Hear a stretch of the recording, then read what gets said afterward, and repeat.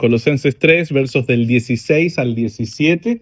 Es un pasaje clave, hay mucho que decir y no quiero dejar nada por fuera, no quiero dejarle con vacíos o asuntos sin saber. Así que vamos a ir con el tiempo necesario, vamos a hacerlo con calma. Pero antes de ir a Colosenses 3, no necesita buscarlo, pero quiero hacerle mención a algo, y es un pasaje muy conocido. Es uno probablemente de los pasajes más conocidos en el mundo hispano, me refiero.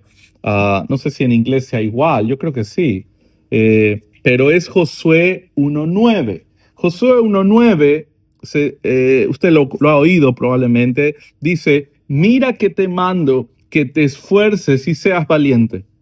No temas ni desmayes, porque Jehová tu Dios estará contigo en donde quiera que vayas. Este pasaje es muy usado, ¿no? Muchas veces una persona tiene alguna situación y se le dice Josué 1:9, ¿no? Esfuérzate y sé valiente. Pero es interesante cuando uno estudia o al menos revisa el contexto en el que Josué 1:9 fue concebido. Es decir, ¿en qué contexto se le dijo esto a Josué? Y vemos el verso 7, dice: solamente esfuérzate y sé muy valiente, y escucha esto, para cuidar de hacer conforme a toda la ley. Esta es la escritura que mi siervo Moisés te mandó. No te apartes de ella, ni a diestra ni a siniestra, para que seas prosperado en todas las cosas que emprendas. Verso 8, nunca se apartará de tu boca este libro de la ley, es la escritura, sino que de día y de noche meditarás en él, para que guardes y hagas conforme a todo lo que en él está escrito, porque entonces harás prosperar tu camino y todo te saldrá bien. Mira que te mando que te esfuerces y seas valiente. Entonces, de nuevo, ¿para qué Josué debía esforzarse o en qué Josué debía ser muy valiente? En obedecer la escritura. Este es el contexto inmediato de estos versículos. Vemos que la escritura y obedecerla requieren valentía y requieren esfuerzo. Así que si queremos lo mejor para alguien, queremos que obedezca la escritura, que se esfuerce en ella. Más aún, que medite en ella. Si observas el verso 8, dice: de día y de noche meditarás en ella. Otro pasaje que habla de esto también, en cuanto a meditar en la escritura, es el Salmo 1, del 1 al 2. Dice: en la ley de Jehová está su delicia, en su ley medita de día y de noche. Y quiero que observe esto. Meditar es más que simplemente dar un rápido vistazo. ¿Te das cuenta? Algunos, y quiero ser muy sensible con esto, yo sé que cada vez que empieza un año, muchos empiezan un plan de lectura, leer la Biblia en un año. Y quiero ser claro con esto, no es malo leer la Biblia, no es malo, obviamente, no es malo leer mucho la Biblia. ¿Cuál es el problema? Que mucha gente, y esto es lo que hay que tener cuidado, mucha gente lo toma como una carrera de velocidad. Oh, debo leer la Biblia en un año. Y ok, la leí en un año.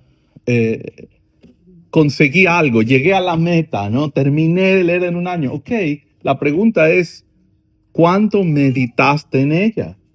¿Cuánto aprendiste? ¿Cuánto profundizaste? No es una carrera de velocidad, de nuevo. Es una carrera de resistencia, de perseverancia. Uno debe ir profundizando en la escritura. No me sirve mucho leer pasajes que no entiendo. Yo puedo leer un libro de matemáticas y pasarlo volando, ¿no? Y no entiendo nada. Estoy simplemente repasando palabras que no tienen mucho sentido en mi cabeza. Así que de nuevo, quiero mostrarte el énfasis de la escritura en meditar en la palabra, en morar en la palabra. Dice: de día y de noche, en su ley está su delicia, medita de día y de noche. ¿Qué significa? Constancia, ¿no? Todo el tiempo, constantemente. ¿Por qué esto es importante? Bueno, porque nuestro verso de hoy, Colosenses 3, empieza muy parecido. Colosenses 3, verso 16 dice: la palabra de Cristo more en abundancia en vosotros. Es implícita la idea de meditar. Tienes que meditar, tienes que pasar tiempo profundizando en la escritura para que ella abunde en tu vida. Dice, la palabra more en abundancia en vosotros, enseñándoos y exhortándoos unos a otros en toda sabiduría, cantando con gracia en vuestros corazones al Señor, con salmos e himnos y cánticos espirituales. Y todo lo que hacéis, sea de palabra o de hecho, hacedlo todo en el nombre del Señor Jesús, dando gracias a Dios Padre por medio de Él. Esta mañana vamos a estudiar 3 áreas en las que meditar en la Escritura afecta nuestra vida. Cuando meditamos en la Escritura, este pasaje nos dice que hay al menos 3 áreas que van a ser directamente afectadas. La primera área es que la Escritura guía nuestra comunión. Verso 16, la primera parte. La Escritura guía nuestra comunión con otros. Segundo punto o segunda área. La Escritura guía nuestra alabanza, la forma en que alabamos al Señor con salmos, himnos y cantos. Y finalmente, la Escritura guía nuestro servicio. Y todo lo que hacéis, hacedlo para el Señor. La forma en que servimos a otros es gobernado por la autoridad de la Escritura. Así que esas son las 3 áreas que vamos a estudiar hoy, cómo la Biblia, meditar y profundizar y morar en la Biblia afectan estas áreas. Así que vamos a orar y pedir la ayuda del Señor esta mañana. Oremos juntos. Padre, gracias, Señor, por poder venir a tu palabra cada semana. De hecho, Señor, es un privilegio, es un honor poder adorarte, aún con las alabanzas, pero también principalmente con la forma en que tratamos tu palabra, Señor, con la reverencia y con la importancia que le damos a tu palabra perfecta, Señor. Ella debe gobernar todas las áreas de nuestra vida y, Señor, damos gracias porque tú nos muestras el camino que te agrada y cómo vivir, Señor, obedeciendo tu voluntad revelada en la palabra, Señor. Oramos por cada uno de los que estamos acá, oramos por aquellos que no han podido venir hoy, Señor, también. Guárdales donde quiera que se encuentren, ayúdales. Y, Padre, que este tiempo sea un tiempo de bendición, un domingo lleno de tu palabra y gozándonos aquí en tu casa, Señor. En Cristo Jesús oramos. Amén. Bueno, un muy rápido repaso, y es que todo lo que estamos hablando tiene conexión con el verso 10, algo que empezó en el verso 10. Si miras en Colosenses 3, verso 10 en tu Biblia, dice, y revestido del nuevo. Bueno, ¿del nuevo qué? Del nuevo hombre. Es decir, todo aquel que ha nacido de nuevo, todo aquel que es un creyente, todo aquel, estoy usando sinónimos, todo aquel que ha sido salvado por el Señor, ya no vive como antes, ya no vive gobernado por el viejo hombre. Es el símil que usa Pablo, es la imagen que usa Pablo. Antes había un viejo hombre esclavo del pecado, odiando a Dios, rechazando a Dios, huyendo de la autoridad de Dios, y ahora vivimos como un nuevo hombre que es conforme a la imagen de Dios y que hace lo que a Dios le agrada, ¿no? Sabemos por el contexto que no es fácil, que es una lucha. Por eso Pablo nos llama a hacerlo. Luego el verso 12 dice, vestíos pues. Es un imperativo, es un mandato. Precisamente eso refleja implícitamente la lucha. Vestíos como elegidos o como escogidos de Dios. Verso 14 dice, y sobre todas estas cosas, esto lo vimos la semana pasada, vestíos de amor, que es el vínculo perfecto. De nuevo, el amor es el que une todos los atributos de forma adecuada. Es el amor hacia Dios que gobierna nuestras vidas y que se refleja en la forma en que amamos a otros. Eso es lo que Pablo tiene en mente. Nuestro amor hacia otros es o nace del amor principalmente hacia Dios. Así que recuerda una verdad importante, es que algo que diferencia nuestra cultura de la cultura de Pablo es que cuando Pablo está hablando de la vestimenta, él está hablando de identidad. Nosotros no, ¿no? Cuando pensamos en la vestimenta, no necesariamente hacemos esa conexión y podríamos perder ese punto, ¿no? Hoy en día podemos ver en la calle un policía y a lo mejor no está en uniforme, ¿no? Podemos ver un bombero que está en un día libre y no lo vemos en ningún uniforme, pero es un bombero. podríamos ver de nuevo, dijimos la semana pasada, podríamos ver un millonario y está vestido de forma muy común, ¿no? No, nunca imaginaríamos que es un millonario. O de igual manera, una persona con poco dinero que parece millonario por la forma en que viste, ¿no? Entonces, en los días de Pablo, la forma en que vestías era parte de tu identidad. Vestías como ciudadano romano, vestías como soldado, vestías como esclavo. O sea, la vestimenta estaba conectado con quien tú eres. Así que Pablo no está diciendo disfrácense de escogidos, disfrácense de cristianos. Pablo está diciendo, esta es tu identidad ahora. Eres un nuevo hombre, nacido de nuevo.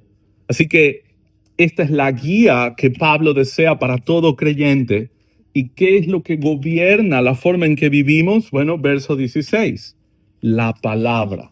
La palabra es la guía que va a darnos todo lo necesario para saber cómo agradar a Dios. Para poder hacer toda la voluntad de Dios no necesitamos nada más que la escritura.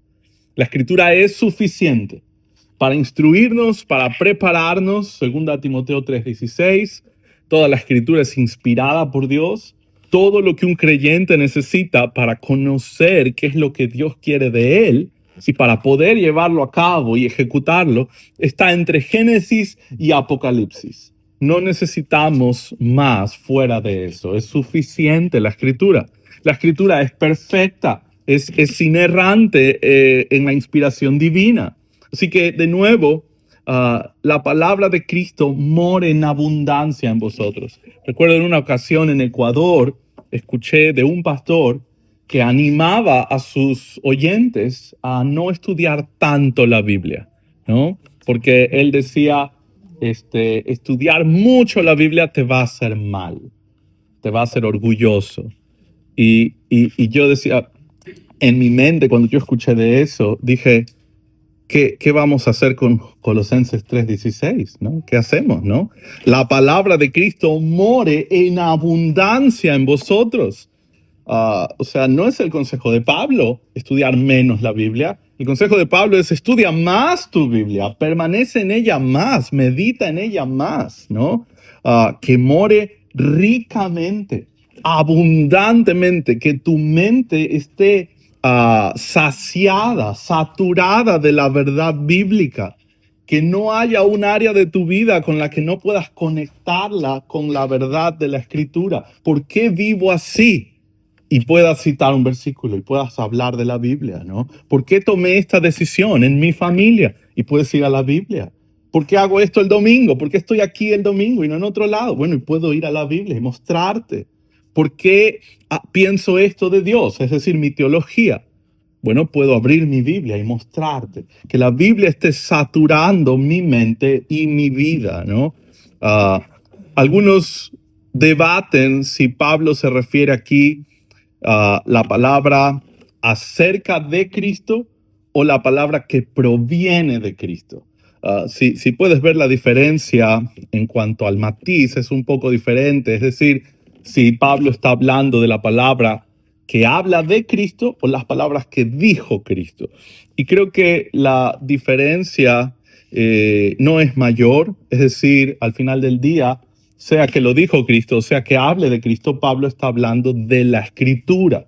¿Cómo sabemos eso? Bueno, primero por el contexto, pero segundo, porque lo ha dicho en otras cartas también. Por ejemplo, puede anotarlo si gusta y lo revisa en casa con calma. Pero Romanos 10:17 dice, la fe viene por el oír la palabra de Cristo. Romanos 10:17. Entonces, cuando Pablo está hablando de la palabra de Cristo, está hablando de la revelación divina, de la palabra inspirada de Dios, principalmente recibida a través de las enseñanzas de Cristo y todo lo que tiene que ver con el Evangelio de Cristo que ha estado explicando en los capítulos anteriores. Si recuerdas el capítulo 1, Pablo usó para hablar de la Escritura, dijo, capítulo 1:5, dijo, la palabra de verdad. La palabra de verdad. Capítulo 2:3 dice que en Cristo están todos los tesoros de la sabiduría. Vamos a volver ahí antes, en un momento. Entonces, de nuevo, Pablo ha usado varias palabras para conectar la revelación divina con la verdad, con Cristo.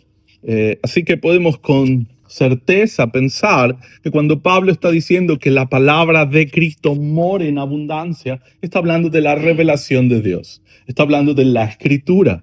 Así que esto es lo que debe morar en abundancia en vosotros. Y creo que ya lo expliqué y creo que es claro, no voy a invertir mucho tiempo en esto, pero morar tiene el sentido de permanecer. Morar tiene ese sentido de que esté en gran medida, ¿no? De forma abundante, que nuestros pensamientos estén impregnados por la Escritura. ¿Por qué pienso esto? Y enseguida hago la conexión. ¿Qué dice la Biblia acerca de esto? ¿No? Estoy pensando algo, voy a tomar una decisión. Y ustedes saben, nosotros, el Señor nos ha dado sabiduría y nos ha dado razonamiento y nos ha dado criterio. Y es una forma en que el Señor usa para protegernos. Pero este razonamiento debe estar gobernado por la palabra. No debe ser un razonamiento humano. A veces el razonamiento humano te va a llevar a la destrucción, ¿no? Pensar como el mundo es lo que tiene el mundo como está hoy en día, en caos. No saben distinguir el bien del mal, no saben distinguir cosas básicas, evidentes. Hay mucha confusión en el mundo hoy en día. Así que a diferencia de una mente gobernada por la cultura y siguiendo la cultura de este mundo, el cristiano debe tener una mente y un razonamiento y un criterio que ha sido moldeado por pasar tiempo meditando en la Escritura. Y ojo que yo digo meditando, porque no hay un versículo que diga lee la Biblia rápido todos los días. No, hay varios versículos que dicen medita en ella de día y de noche. ¿Por qué? Porque meditar es más que simplemente leer. Hay que tener cuidado. Mucha gente, y no voy a tirar un número, no voy a lanzar un número, pero muchas personas creen que están aprendiendo porque leen su Biblia sin entenderlo, ¿no? En la noche tiene su Biblia junto a la cama, la abre, no entendió nada, se durmió y piensa, oh, ya leí mi Biblia, ¿no? Leí mi Biblia hoy. De nuevo, puede ser una forma fácil de autoengaño. Hoy yo estoy leyendo mi Biblia. La pregunta es, ¿cuánto estás entendiendo? ¿Cuánto estás meditando y profundizando en ella? Y cuando hablamos de meditar, a mí me gusta poner el ejemplo de tal vez es algo que podemos ver gráficamente, es un minero, ¿no? Usted sabe, aquellos que van a la mina. O sea, imagínate un minero que va a la mina, a la montaña o donde sea, y empieza a usar su pala, quiere encontrar oro, plata o algún material precioso, y empieza a usar su pala 2 minutos y luego dice, oh, no encontré nada, me voy a mi casa. Ya pasé 2 minutos aquí profundizando 2 minutos y no encontré nada. Bueno, ese sería un terrible minero, ¿no? El minero debe estar ahí forzándose, profundizando hasta que encuentra precioso, ¿no? Hasta que encuentra una piedra preciosa. Y es una imagen hermosa porque es lo que hacemos en la Biblia. Estoy estudiando este pasaje, voy a estar aquí profundizando y meditando y pidiéndole al Señor que me ayude a ver cómo debo obedecer o cómo debo responder a esta verdad. Y voy a estar aquí hasta que encuentre una piedra preciosa, porque sé que la hay. Es la palabra inspirada de Dios. Hay piedras preciosas ahí para mí, pero no puedo tratarlas con superficialidad. No puedo, oh, ya medité 2 minutos en este versículo y no encontré nada, entonces sigo mi vida, ¿no? No es como funciona la Escritura. Debemos pedir la ayuda de Dios, el Espíritu debe iluminar nuestro corazón y debemos invertir tiempo en meditar en ella. Y de nuevo, quiero ser muy claro en esto, no quiero que usted salga de aquí diciendo, oh, el pastor me dijo que no debo leer mi Biblia. No, no es lo que estoy diciendo. Estoy diciendo, no solo debe leerla, debe meditar en ella. Es decir, la está leyendo y está haciéndose una pregunta de reflexión, está haciendo que el contenido de lo que está leyendo afecta su vida. ¿Cómo debo obedecer este pasaje? ¿no? ¿Qué es lo que este pasaje me empuja a creer? ¿No? ¿Qué es lo que debo creer debido a este pasaje? ¿Qué es lo que debo obedecer debido a este pasaje? Así que, de nuevo, cuando hacemos eso, nuestra mente está empapada con la Escritura. En un tiempo, ¿no? En el tiempo, eventualmente, vamos a notar que nuestra mente está llena de la palabra y que está morando en abundancia y podemos empezar a hacer conexiones claras y podemos empezar a pensar con claridad porque nuestra mente ahora está gobernada por la palabra. Es la palabra la que nos guía y nos da luz en cuanto a tomar decisiones, en la forma en que nos comportamos y hablamos, etc. De nuevo, esto tiene que ver con obediencia. Esto tiene que ver con responder de la forma adecuada a la Escritura. Una persona que mora en la palabra es una persona que conoce la Escritura, pasa tiempo en ella, sus decisiones tienen una base bíblica, se deleita en aprender la Escritura, tiene pasión por la palabra. Esa es una persona que está morando, permaneciendo en la palabra, meditando en ella. Y la pregunta que a lo mejor usted se está haciendo es, bueno, ¿por qué? ¿Por qué debería pasar tiempo en la palabra? ¿Por qué debería meditar en ella? Bueno, la Biblia nos da muchas razones, pero principalmente es la palabra de Dios. Es la palabra de nuestro Dios Todopoderoso, nuestro Creador, y nos dice, esta es su ley, debemos vivir bajo su autoridad y esta es su ley, y como criaturas de Él es digno y Él es nuestro Señor y es nuestro Creador. Así que de nuevo, su palabra es perfecta, es inerrante, es decir, no tiene errores. Si queremos ser realmente felices, la Biblia es muy clara, ¿no? Es feliz el que mora en su palabra, el que no se aparta de ella.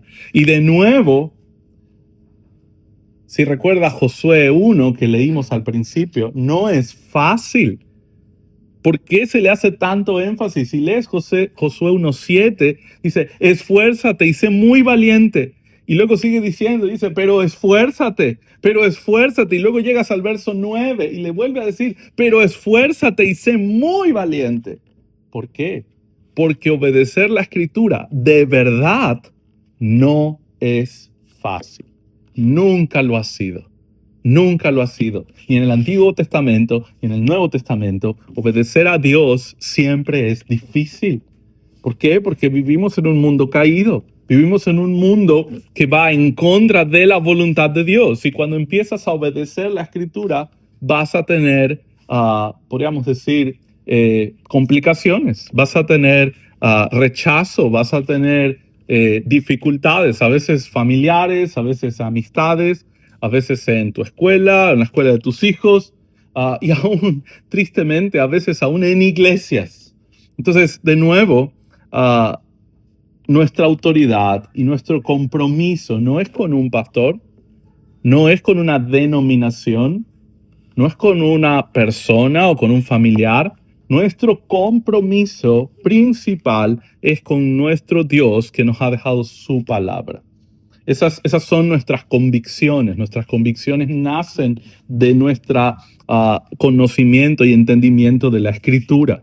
Así que, de nuevo, creo que lo dije al principio, pero tenemos nuestro punto de que la Escritura gobierna nuestra comunión. Si te fijas en el verso 16 de Colosenses 3, dice que cuando moramos en abundancia en la palabra, ¿cuál es el resultado de eso? Dice, usted dice, enseñándoos y exhortándoos unos a otros en toda sabiduría. Es decir, nos instruimos y nos animamos unos a otros, entre creyentes. Es lo que hace la palabra, nos da el deseo de invertir en la vida de otras personas, invertir tiempo, invertir nuestros afectos, pasar tiempo, tener comunión con otros. Y no es una comunión simplemente social, no es una comunión simplemente pasajera o superficial, es que realmente estoy interesado en el bien de mi hermano, su bien físico y su bien espiritual. Y esto tiene que ver con nuestro entendimiento de la palabra. Estamos animándonos, estamos afilándonos unos a otros para entender mejor la Escritura. Estamos exhortándonos en el buen sentido de la palabra, animándonos, dándonos ánimo a obedecer la palabra. Ese es el contexto. ¿Qué es lo que debemos enseñar unos a otros? La palabra. ¿Qué es lo que debemos exhortarnos unos a otros? Ese es el contexto, la palabra. El verso sigue diciendo en toda sabiduría, pero en el contexto ya Pablo nos ha dicho que la sabiduría está en la revelación de Cristo, en su palabra. En él están escondidos todos los misterios de la sabiduría. Es lo que dijo en Colosenses 2. Así que, de nuevo, nuestra comunión con nuestros hermanos depende de nuestra comprensión y obediencia de las Escrituras. Es interesante pensar en eso. Entre yo mejor entiendo mi Biblia, mejor me voy a relacionar con mis hermanos. ¿Por qué? Porque unos a otros nos vamos a instruir, a animar en amor. Vamos a ser ejemplo unos a otros, ¿no? Colosenses 2, verso 3, en quien están escondidos, hablando de Cristo, ¿no? Así termina el verso 2, dice, conocer el misterio de Dios el Padre y de Cristo, verso 3 de Colosenses 2, en quien están escondidos todos los tesoros de la sabiduría y del conocimiento. De nuevo, la Biblia, la palabra de Dios, es lo que nos puede hacer sabios. Nos puede instruir en toda sabiduría. Y cuando la Biblia habla en toda sabiduría, es en la voluntad de Dios, ¿no? En todas las áreas de mi vida. Requiero sabiduría, ¿no? La Biblia a veces no me dice en qué colegio poner a mis hijos, ¿no? La Biblia no me dice a lo mejor a qué universidad mandar a mi hijo. La Biblia no me dice a lo mejor en qué invertir mi tiempo libre. Pero hay principios en la Escritura que me animan y me guían para usar sabiamente mi tiempo libre, para hacerlo de una forma en que sea de provecho, en que sea útil. Hay principios en la Biblia que me animan a tomar decisiones en la forma en que crío a mis hijas o a mis hijos, en el colegio al que las mando o a la universidad a la que las mando. Entonces, de nuevo, no está hablando de que la Biblia te va a enseñar cómo lanzar un cohete a la luna, pero está hablando de que todo lo que necesitas para vivir sabiamente en este mundo lo vas a encontrar en la palabra. Salmos 19:7 dice que la ley del Señor, esta es otra forma de hablar de la Escritura, dice, la ley del Señor es perfecta, que hace sabio al sencillo. Es decir, que hace sabio al que no es sabio. Eso es lo que quiere decir. Entonces, de nuevo, la palabra tiene el poder de hacernos sabios en lo que más importa. ¿Qué es lo que más importa? Cómo hacer y cómo agradar a mi Señor. Eso es lo que más importa. Mi eternidad depende de eso. La forma en que vivo, la forma en que me desenvuelvo y cómo afecto a todos los que están alrededor mío, depende de mi entendimiento de la palabra. Por eso, y si te estás dando cuenta, por eso la Escritura es tan importante para nosotros, porque gobierna nuestra vida. ¿Cómo podríamos desestimar el valor de la predicación de la palabra? Queremos darle a la palabra el lugar primordial en nuestra vida y en nuestro servicio, en nuestra adoración a Dios. Queremos que la Escritura sea exaltada, sea puesta en primer lugar, y eso significa estudiarla con detenimiento, estudiarla con cuidado, con precisión. No basta con pararse aquí y decir cualquier cosa, no basta con, no, uso un versículo aquí, uso un versículo allá. La verdad, yo no he estudiado mucho esto, yo no sé mucho, pero aquí vengo a decir lo que voy a decir, ¿no? No se trata de tal cosa. Eso sería tratar la Biblia con mucha irresponsabilidad, con falta de reverencia incluso. Pero de nuevo, debido al valor de la Biblia, debido a quien la escribió, y debido a la utilidad y debido a nuestra necesidad, necesitamos profundizar meditar de día y de noche en ella. Es la mayor necesidad de nuestra vida. Ah, no lo estoy, creo, enfatizando lo suficiente, pero usted creo que entiende el punto.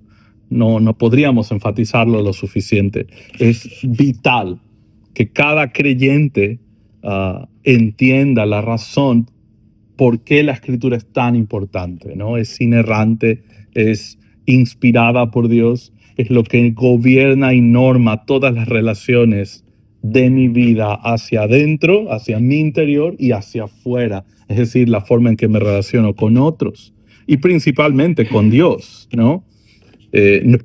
No podríamos conocer a Dios plenamente, es decir, a través de Cristo Jesús, si no fuese por la escritura. Romanos 1 es muy claro. El hombre puede saber que hay un Dios debido a la creación, pero requerimos la revelación directa de Dios para entender los términos en los cuales Dios quiere que le conozcamos y que nos acerquemos a Él a través de su Hijo Jesucristo. Entonces, de nuevo, usted creo que este punto es claro. El principio de la sabiduría es el temor de Jehová, Proverbios 1:7. No puedo alejarme de la Biblia y pensar que voy a ser sabio. Alejarme de la revelación de Dios es el primer paso que da un necio, no un sabio. De nuevo, hay mucha gente que el mundo considera sabios, ¿no? Hay mucha gente que se identifica o se reconoce como ateos. Gracias, Sam.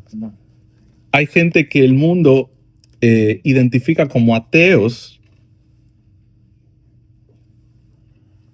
y el mundo cree que son sabios, que son grandes lumbreras, ¿no? Mientras que la Biblia nos dice que el que rechaza a Dios es un necio. De nuevo, pueden ser sabios ante los ojos de sus amigos y de sus colegas y de su círculo, pero delante de Dios, que es la opinión que importa al final del día, es aquel que va a juzgar mi eternidad. Delante de Dios no son sabios. Delante de Dios, todo aquel que se aleja de la verdad de Dios es un necio. Así que de nuevo, por todas estas y muchas más razones, debemos morar en la palabra, ¿no? Porque esta guía nuestra comunión con otros, guía la forma en que me identifico y me relaciono con mis hermanos.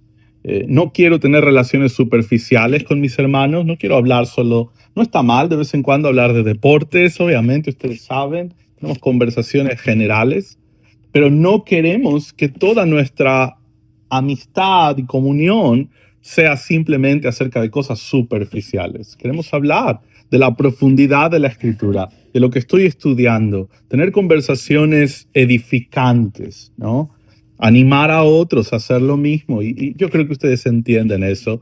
Yo estoy en medio de ustedes y veo el tipo de ánimo que se dan los unos a los otros.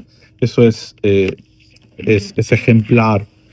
El texto sigue diciendo que la escritura, y de nuevo no vamos a terminar hoy, pero el texto sigue diciendo que la escritura guía nuestra alabanza. Sigue diciendo, ok, ¿qué pasa cuando la escritura gobierna nuestra vida? Bueno, afecta la forma en que me relaciono con otros, con mis hermanos, pero afecta la forma en que alabo a Dios. Ese es nuestro punto 2, guía nuestra alabanza. Dice, cantando con gracia en vuestros corazones al Señor, con salmos e himnos y cantos espirituales. Así que cuando la escritura gobierna nuestra vida y conocemos la palabra, no solo de nombre, sino que hemos meditado en ella y la comprendemos, el resultado va a ser un corazón que desea alabar a Dios, conoce las bondades de Dios, entiende la gracia de Dios, entiende la misericordia de Dios en todo lo que hace, ¿no? Dios nos ha creado, nos ha dado todo lo que tenemos a nuestro alrededor, pero principalmente nos ha dado salvación eterna. Envió a su Hijo unigénito Y cuando meditamos en esto, ¿cómo no darle gracias a Dios? Vemos nuestra vida diaria, ¿no? Y vemos toda la misericordia de Dios cada día. ¿Cómo no romper en alabanzas a Dios? Cuando vemos sus bondades cada día, cuando vemos su gracia inmerecida. Y el resultado de eso va a ser necesariamente alabar a Dios con gozo. ¿Cómo? Dice, con salmos e himnos y cantos espirituales. Es interesante que meditar en la escritura va a avivar nuestra alabanza. O sea, ¿por qué queremos cantar? ¿Por qué cantamos? Bueno, porque Dios nos ha, sí, porque vemos las bondades de Dios en nuestra vida y queremos alabarle. Vemos su perdón a diario, vemos su perdón principalmente en Cristo. ¿Cómo no darle gracias? Mi corazón quiere proclamar sus bondades. Mi corazón quiere hablar y articular y expresar lo que siente. Y es gratitud, es gozo debido a lo que el Señor ha hecho por nosotros. Expresamos externamente la gratitud que nos inunda internamente. A veces no tenemos la mejor voz, o a lo mejor sí, pero, pero eso no debe limitarnos de cantar, ¿no? Eso no debe impedirnos de bendecir el nombre de nuestro Señor. ¿Qué es bendecir? Hablar bien, ¿no? Hablar bien de las misericordias que hemos recibido de parte de nuestro buen Dios. Así que la alabanza es el resultado de morar en la escritura. Si tú observas, el contenido de la letra es vital, ¿no? No estamos cantando cualquier cosa. Nuestra alabanza sale de la escritura. El contenido, la letra está afectado por las palabras. Nuestra alabanza es instructiva. Estamos adorando a Dios, pero nos instruye. Estamos cantando la palabra, estamos cantando teología, estamos cantando doctrina, estamos cantando quién es Dios y lo que ha hecho en Cristo. No estamos cantando cualquier cosa que nos haga sentir bien. Estamos cantando lo que la Biblia exalta acerca de Dios. La alabanza debe ser doctrinal, la alabanza debe alimentar nuestra teología. De hecho, el texto dice literalmente, cantando de su gracia en vuestros corazones. Eso es lo que dice literalmente en el griego. Cantando de su gracia. Es decir, entre mejor entiendo la gracia de Dios, mejor puedo cantar de ella.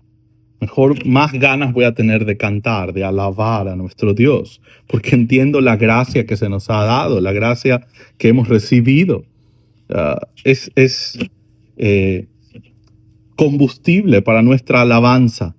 Y si te das cuenta, y termino con esto porque vamos a terminarlo la próxima semana, pero la Biblia nos muestra que hay cierta variedad, ¿no? Podemos cantar a Dios con salmos, con himnos, con cantos espirituales, dice. Vemos cierta, no es que uno sea más importante que otro, vemos diversidad, pero es importante algo para entender cómo hacerlo adecuadamente. Dice espiritual, espiritual. Es alabanza, son himnos, son salmos que apuntan a edificar mi espíritu con la palabra de Dios, no mi cuerpo. Apuntan a mi espíritu, no a mi cuerpo, ¿no? No promueven el desorden, promueven el orden, la adoración. No me distraen de la verdad bíblica. Exaltan y adornan la verdad bíblica. Son un marco para admirar la verdad bíblica. Entonces vamos a seguir hablando de esto la próxima semana. Ya ve, si quiere escuchar el punto 3, tiene que venir la próxima semana. Pero quiero terminar con esto. Si usted recuerda la iglesia en Éfeso, es una iglesia muy notable en el Nuevo Testamento. Tuvo los mejores maestros. Su fundador fue Pablo, tuvo a Pablo, tuvo a Apolos, que la Biblia lo describe como poderoso en la Escritura. Fueron sus líderes, sus pastores, sus maestros, a Pablo, a Apolos. Tuvo al mismísimo Timoteo, el discípulo amado ahí de Pablo, el hijo amado de Pablo, hijo en la fe.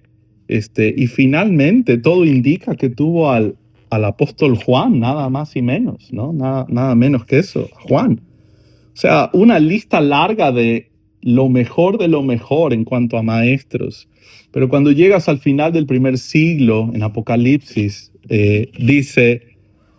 se dice de esta iglesia como una iglesia con mucho conocimiento, pero que este conocimiento no guiaba su actuar. Mucho conocimiento, pero había carecido o se había alejado de la obediencia de este conocimiento. Así que, de nuevo, si usted entiende lo que estoy diciendo, no basta con tener conocimiento, hay que obedecer. O sea, debe transformarme ese conocimiento. No basta con tener lo mejor de los maestros, a lo mejor y lo tengo, pero no es eso la meta final. La meta final es una vida transformada. Vamos a orar para terminar.